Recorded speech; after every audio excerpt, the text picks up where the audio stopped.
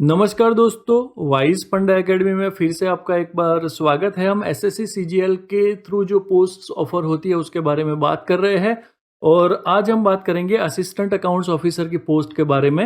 Assistant audit officer की post इसके हमने पहले देखी थी जस्ट, तो इससे सिमिलर है काफ़ी हद तक ये पोस्ट। सैलरी भी सेम होती है, डिपार्टमेंट भी सॉर्ट ऑफ देखा जाए तो सेम है, फ़र्क है खाली उसमें ऑडिट था, इसमें अकाउंट्स है। ठीक है, तो एक एक चीज़ के बारे में बारी बारी से हम बात करते हैं।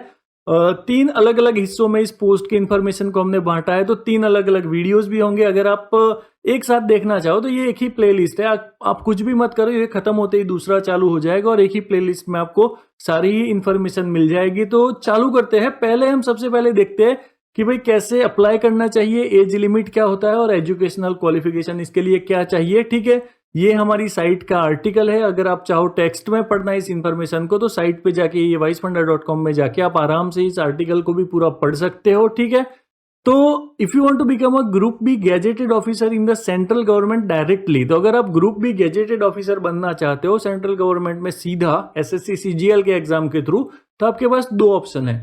एक तो है आपका ये वाला पोस्ट असिस्टेंट अकाउंट्स ऑफिसर और दूसरा आपका पोस्ट है असिस्टेंट ऑडिट ऑफिसर पोस्ट। ठीक है, तो सारी चीजों के बारे में एक कम करके बात करते हैं। ठीक है, और तो देखते हैं भाई सबसे पहले कि हाउ टू अप्लाई। तो हाउ टू अप्लाई तो ये अंडरस्टूड ही है कि आप एसएससी सीजीएल के लिए अप्लाई करते हो तो ऑटोमेटिकली इस पोस्ट के लिए और इसके जैसी और 31 पोस्ट के लिए आप ऑटोमेटिकली अप्लाई कर ही लेते हो। ठीक है, कि सीजीएल जो है एक ईयरली एग्जाम है, रिक्रूटमेंट एग्जाम, और जो स्टाफ सिलेक्शन कमीशन आपका इसको कंडक्ट करता है। और ग्रुप बी और ग्रुप सी की काफी अलग अलग पोस्ट इस साल जैसे हम देखें तो 32 ऐसी पोस्ट ली है। यहाँ पर मैं लिस्ट भी, ये भी एक आर्टिकल है, आप देखते रह सकते हो उसको भी। यहाँ पर भी जो सारी ही पोस्ट है उसके बारे में यहाँ एक बेसिक इन्फॉर्मेशन भी दी हुई है। ठीक है, तो ये भी आप पढ़ सकते हो।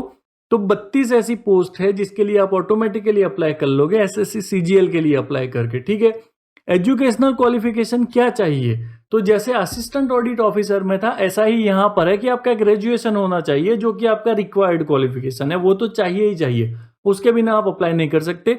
दूसरे जो क्वालिफिकेशन है वो डिजायरेबल है, जो 7 है, मैंने नीचे लिस्ट बनाई हुई है, जिसमें आपका सीए है, कॉस्ट एंड मैनेजमेंट अकाउंटेंट है, कंपनी सेक्रेटरी है, एमकॉम है, एमबीए के अलग अलग टाइप है। ठीक है, तो ये 7 अगर आपके हैं तो डिजायरेबल है। डिजायरेबल आपके कब काम में आएंगे, तो जब आपके भाई सेम स्कोर हो जाएंगे और 2 कैंडिडेट होंगे तो डिजायरेबल जिसके पास होगा उसको मिलेगा, लेकिन कम ही होता है ऐसा, फिर भी वहां पर एक तो काम में आएंगे। और दूसरा मुझे लगता है कि जब आपका पोस्टिंग होगा एक्चुअल, तो आपकी कोई डिग्री होगी तो उसके हिसाब से आपको हो सकता है सेक्शन दिया जाए। ठीक है, लेकिन वो फ्यूचर की बात हो जाएंगी तो उसके बारे में बात नहीं करेंगे, लेकिन आपको ग्रेजुएशन आपका होना चाहिए। डिजायरेबल है तो अच्छी बात है, नहीं है तो भी चलेगा, जरूरी नहीं है, तो आप अप्लाई कर सकते हो अगर आप ग्रेजुएट हो तो। ठीक है, अब उसके बाद हम बात करेंगे एज लिमिट की। तो एज लिमिट है आपकी भाई बिलो 30 ईयर्स, जैसे एग्जैक्टली उस पोस्ट में था 30 साल से आपकी एज कम होनी चाहिए अगर आपको कोई रिलैक्सेशन नहीं मिलता है। अगर आपको कोई भी रिलैक्सेशन मिलता है अपर एज में तो उतना आप जोड़ लीजिए। ठीक है, इसका भी टेबल दिया हुआ है, एससी एसटी में 5 साल, ओबीसी में 3 साल। ठीक है, फिजिकल आपकी डिसेबिलिटी है तो उसके लिए भी आपको मिलता है, तो ये पूरा टेबल यहाँ पर है, आप साइट पे जाके आराम से चेक करिए।